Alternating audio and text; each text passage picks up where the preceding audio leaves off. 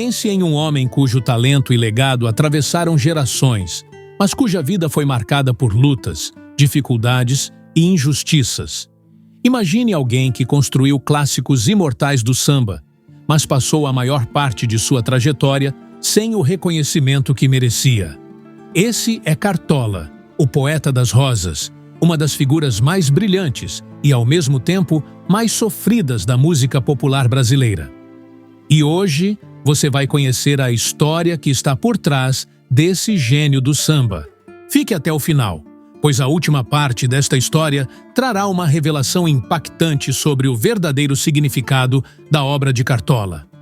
Se você é apaixonado por música brasileira, inscreva-se agora no canal Rádio Master Dancer, a rádio que só toca flashback. Deixe o seu like, comente o que já sabe sobre Cartola e compartilhe com os amigos. Prometemos trazer detalhes emocionantes e talvez desconhecidos sobre a vida deste grande artista que vão mudar a forma como você o enxerga. Cartola, ou melhor, Angenor de Oliveira, nasceu no dia 11 de outubro de 1908, no Rio de Janeiro, em um bairro chamado Catete. Embora seu nome verdadeiro fosse Agenor, um erro no cartório o registrou como Angenor, um detalhe que ele só descobriu muitos anos depois, ao tratar dos papéis de casamento com Dona Zica, sua companheira de vida. Desde cedo, Cartola era conhecido por sua elegância e carisma. Apesar de sua infância modesta, ele gostava de estar sempre bem arrumado, chamando atenção por onde passava. Sua paixão pela música surgiu cedo, nas rodas de samba que frequentava no Morro da Mangueira, para onde sua família se mudou quando ele tinha apenas 11 anos. Lá, começou a aprender violão, mas enfrentou a oposição de seu pai, Sebastião, um músico talentoso que sonhava em ver o filho focado nos estudos. Porém, Cartola não era um aluno exemplar. Frequentou diversas escolas, sendo expulso repetidamente por mau comportamento e acabou concluindo apenas o curso primário. Ainda jovem, a música já pulsava mais forte que qualquer outra coisa em sua vida. Ele mesmo admitiu que, durante as lições dadas por seu pai em casa, preferia prestar atenção nas melodias do violão a se concentrar nos livros. Essa inclinação para o samba o levou a se distanciar dos planos que seu pai tinha para ele. Aos 15 anos, Cartola sofreu um golpe devastador. Perdeu a mãe. Sem estudar ou trabalhar, acabou expulso de casa pelo pai. Sozinho, passou a viver nas ruas, dormindo em vagões de trem e enfrentando as dificuldades de sobreviver sem um teto. Foi nesse período de adversidade que ele começou a trabalhar como servente de pedreiro. Para proteger o cabelo da poeira de cimento e, ao mesmo tempo, manter seu estilo impecável, adotou um chapéu coco. E assim, nasceu o apelido que o acompanharia pelo resto da vida: Cartola. Aos 18 anos, Cartola conheceu Deolinda, uma mulher 7 anos mais velha, já casada e com uma filha. Eles se apaixonaram e começaram a viver juntos, marcando o início de uma nova fase em sua vida. Foi também nessa época que ele conheceu Carlos Cachaça, um parceiro na boemia e nas composições. Juntos, formaram o bloco carnavalesco Bloco dos Arengueiros, que, em 1928, daria origem à icônica escola de samba Estação Primeira de Mangueira. Cartola não apenas sugeriu o nome da escola, inspirado na localização do Morro da Mangueira, que era a primeira estação de trem a partir da Central do Brasil, mas também foi o responsável pela escolha de suas cores emblemáticas, verde e rosa. A escolha foi uma homenagem ao Rancho do Arrepiado, uma agremiação carnavalesca onde seu pai tocava no passado. E, como se não bastasse, Cartola também compôs o primeiro samba oficial da Mangueira, marcando o início de sua influência duradoura no mundo do samba. Na década de 1930, a fama de Cartola começou a atravessar o Morro da Mangueira. Suas composições encantavam cantores como Francisco Alves e Carmen Miranda, que gravaram suas músicas e ajudaram a popularizar o talento do poeta das rosas. No entanto, enquanto suas obras ganhavam os salões da alta sociedade, Cartola permanecia no anonimato, vivendo uma vida marcada por dificuldades financeiras. Essa contradição seria uma constante em sua trajetória. Um homem cujo talento inegável não era acompanhado pelo reconhecimento merecido. Em 1940, um momento marcante colocou Cartola em destaque. Ele foi convidado pelo maestro Heitor Villa-Lobos para participar de uma gravação histórica junto à Orquestra Sinfônica da Juventude Americana, regida por Leopold Stokowski. A sessão aconteceu em um navio ancorado no cais do Rio de Janeiro e contou com a presença de grandes nomes como Pixinguinha e Donga. Foi nesse evento que Cartola gravou sua primeira música como cantor, Quem Me Vê Sorrindo. Apesar da visibilidade, o reconhecimento não se traduziu em estabilidade financeira. Na mesma década, Cartola se tornou diretor de harmonia da Mangueira e presidente de honra da ala dos compositores, consolidando seu papel central na escola que ajudou a fundar. Entretanto, sua vida pessoal enfrentava tempestades. Em 1946, ele foi acometido por uma meningite que quase o levou à morte. Mesmo debilitado, conseguiu se recuperar graças ao apoio de Deolinda, sua companheira de longa data. Mas a felicidade foi curta. Pouco tempo depois, Deolinda faleceu devido a problemas cardíacos, deixando Cartola devastado. Sem ela, ele enfrentou uma série de eventos que o afastaram do samba e da Mangueira. Um desentendimento com o presidente da escola culminou em seu afastamento. Ele deixou o morro e se mudou para Nilópolis, e posteriormente para a favela do Caju, locais onde viveu seus dias mais sombrios. Foi nesse período que Cartola se entregou ao álcool e viveu relacionamentos conturbados, incluindo um com a esposa de um traficante, o que quase lhe custou a vida. As pessoas começaram a acreditar que Cartola havia morrido. Ele ficou tanto tempo longe dos holofotes que chegaram a compor músicas em sua homenagem, como se ele já não estivesse entre os vivos. Mas a sorte parecia querer sorrir novamente para ele. No final da década de 1950, Cartola conheceu Dona Zica, uma mulher que se tornaria seu porto seguro e o ajudaria a reconstruir sua vida. Cartola, você não é do Caju, você é da Mangueira, dizia Zica, determinada a devolver a dignidade ao homem que tanto admirava.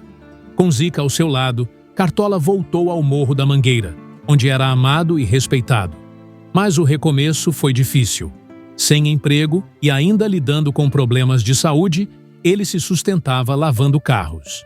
Foi nesse período que o jornalista Sérgio Porto o reconheceu em um bar e decidiu escrever um artigo sobre ele. A matéria reacendeu o interesse pela sua obra e deu início a um processo de resgate de sua carreira. Apesar de ser um dos maiores compositores de sua época, Cartola ainda não havia gravado um disco sequer. Como já tinha passado dos 50 anos, muitos achavam que seria impossível uma gravadora apostar em sua música. Mesmo assim, ele continuou compondo e teve músicas gravadas por grandes nomes como Nara Leão e Paulinho da Viola. Na década de 1960, com a ajuda de Dona Zica, Cartola abriu um restaurante-bar chamado Zicartola.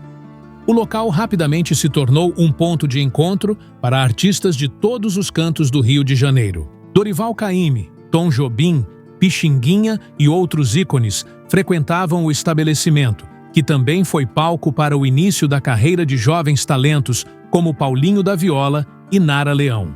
O Zicartola era uma celebração do samba e da música popular brasileira, mas, infelizmente, acabou fechando as portas devido à má administração. Apesar dos desafios, a parceria com Dona Zica deu a Cartola forças para seguir em frente. Ele oficializou sua união com ela em 1964 e, inspirado pelo amor que compartilhavam, compôs a belíssima canção Nós Dois. A vida parecia finalmente sorrir para o poeta.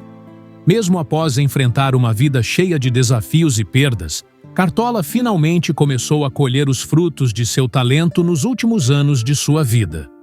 Na década de 1970, a nova geração de músicos brasileiros redescobriu sua obra.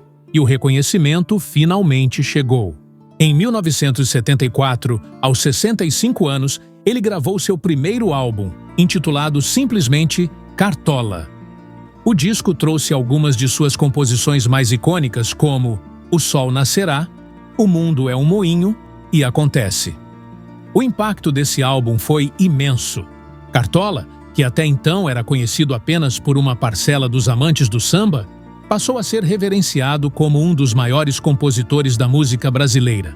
Sua voz e suas letras carregavam uma profundidade que tocava as pessoas de maneira única, refletindo tanto a beleza quanto a dor de sua trajetória.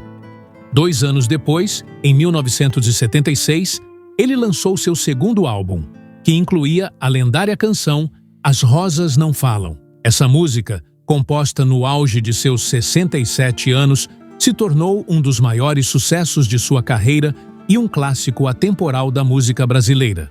Com versos simples, mas incrivelmente poéticos, Cartola transformou uma declaração de amor em uma obra-prima que atravessa gerações.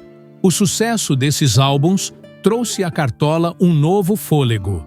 Ele voltou a desfilar pela Mangueira, participando ativamente da escola que havia ajudado a fundar. Em um ato de protesto emblemático, chegou a sentar no asfalto para enfrentar a repressão policial durante um ensaio da escola. Mesmo com a idade avançada, sua paixão pelo samba e pela Mangueira continuava intacta. Em 1979, Cartola lançou seu terceiro álbum, 70 anos, uma celebração de sua vida e carreira. Ele já era considerado uma lenda viva, mas permanecia humilde, vivendo de maneira simples ao lado de Dona Zica. Apesar de sua saúde debilitada, Cartola continuava a compor e a encantar o público com sua música. No entanto, o tempo não perdoa, e a saúde de Cartola foi se deteriorando. Ele sofria de um câncer que, aos poucos, foi tirando suas forças. Em 30 de novembro de 1980, o poeta das Rosas se despediu deste mundo, deixando um vazio imenso na música brasileira. Seu corpo foi velado na quadra da Mangueira, e sobre seu caixão foram colocadas as bandeiras da escola e do Fluminense, seu time do coração. O legado de Cartola é inestimável. Suas composições continuam a emocionar gerações, levando consigo a essência de sua alma e o reflexo de uma vida de superação. O presidente da República na época, João Figueiredo, resumiu bem a importância de Cartola ao declarar que ele viveria para sempre na alma singela do povo brasileiro e na imortalidade de suas canções.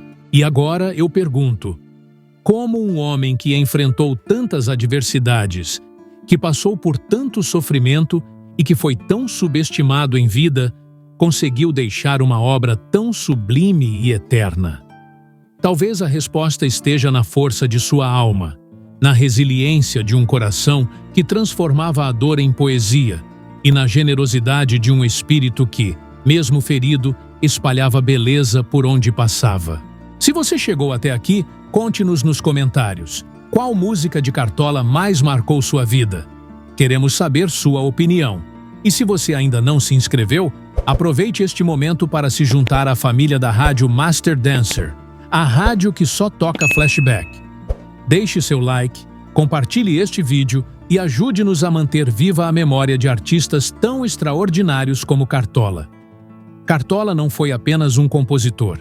Ele foi um símbolo de luta, arte e esperança. Sua música é um lembrete de que, mesmo nas condições mais difíceis, é possível criar algo eterno e extraordinário. E assim foi a vida de Cartola, o poeta das Rosas.